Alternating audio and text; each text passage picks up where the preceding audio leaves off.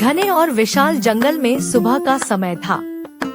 सूरज की किरणें पत्तों के बीच छनकर जमीन पर सुनहरी चादर बिछा रही थी। यह जंगल दो हिस्सों में बटा हुआ था।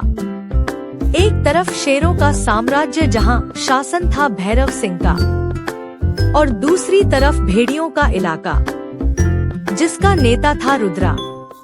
रुद्र चालाक, तेज और घमंडी था। दोनों झुंड ताकत के बराबर थे, लेकिन सोच अलग थी।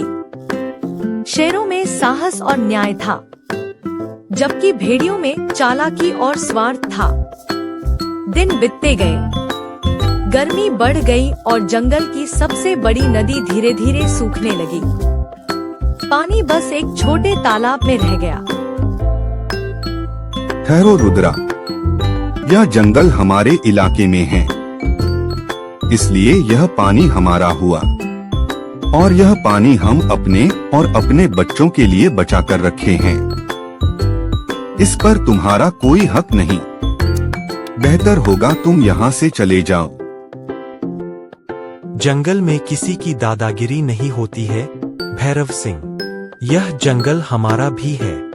हमें भी पानी चाहिए। बिना पानी के हम कैसे रह पाएंगे? रुद्रा, तू भूल गया है, यह इलाका हमारा है। यहाँ सिर्फ हमारी मर्जी चलेगी। तू यहाँ से वापस लौट जा, नहीं तो तेरे लिए अच्छा नहीं होगा। वातावरण गर्म हो चुका था।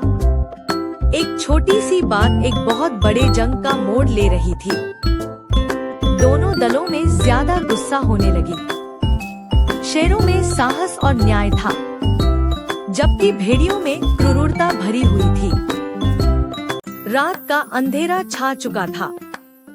चांद की रोशनी पेड़ों की छाया में को झुकी थी। भेड़ियों का झुंड चुपके से बढ़ता जा रहा था, हर पंजे की आहट दबेश्वर में। अरे सभी शेर सोए होंगे, चलो अब हमला करें। लेकिन सभी लोग सावधान रहो, अचानक से हमें हमला करना होगा। वह सब तेज तेज दौड़ने लगे, लेकिन जैसे शेर की गुफा के पास पहुँचे, तभी गुफा से शेर की दहाड़ने की आवाज सुनाई दी। रुद्रा, तू भूल गया है, शेर कभी सोते नहीं है और पीछे से भी वार नहीं करते हैं।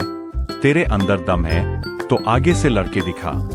शेरों ने पलटवार किया, धरती कपने लगी, उनके कदम आगे बढ़ने लगे। शेरों के पंजे चमक रहे थे, भेड़िए पीछे हटने लगे। जिद्दी था शेर, लड़ता रहा। घमासान युद्ध हो रही थी दोनों झुंड के बीच। शेर की ताकत और बहादुरी से रुद्रा लड़खड़ा गया और गिर पड़ा मिट्टी में। उसके साथी भागने लगे। भेड़िए हार चुके था, रुद्रा घायल था। रुद्रा घायल था, पर भीम रुद्रा को पूरी तरह से नहीं मारा। रुद्रा, लौट जाओ। तुमने छल से जीतने की कोशिश की थी, लेकिन जंगल में राज्य ताकत से नहीं, न्याय से होती है। तू असली राजा है भीम।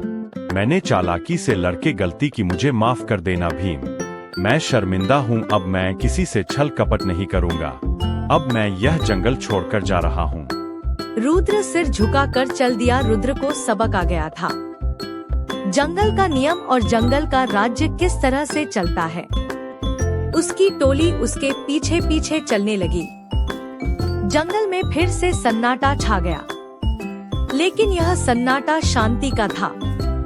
अगले दिन सूरज की पहली किरण भीम की गुफा पर पड़ी। भीम अपने झुंड के साथ नदी की तरफ चल दिया। पानी फिर से बहने लगा था। मानव प्रकृति फिर से हरियाली छा गई थी। राजा जी, अब पानी सबका है, क्यों ना इस पानी को हम सबका मिलकर बांट ले, जिससे जंगल के सभी प्राणी भी खुश होंगे और जंगल के सभी जानवर प्यासे भी नहीं रहेंगे। हाँ अर्जुन, यही असली जीत है। जंगल के सभी जानवरों का प्यास बुझाना मेरा धर्म है, और जंगल के जानवरों की खुशी मेरी खुशी है। जंगल तभी खुश रहता है जब हर प्राणी एक दूसरे का सम्मान करे। हाँ अर्जुन, तुमने सत्य कहा, जंगल के जानवरों का सहायता करना मेरा कर्तव्य है।